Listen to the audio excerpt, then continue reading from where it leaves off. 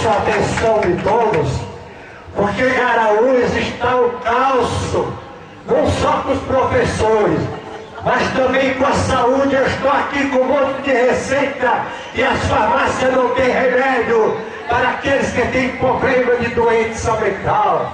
Eu gosto de falar para o senhor Isaías Regis que tome providência, porque o CAPES atende muito bem, os médicos do SUS nota 10, mas nós estamos precisando de medicamento, porque nós não temos salário para comprar remédio para pressão alta, remédio para próstata, remédio para problema mental, está faltando nas farmácias de Araújo.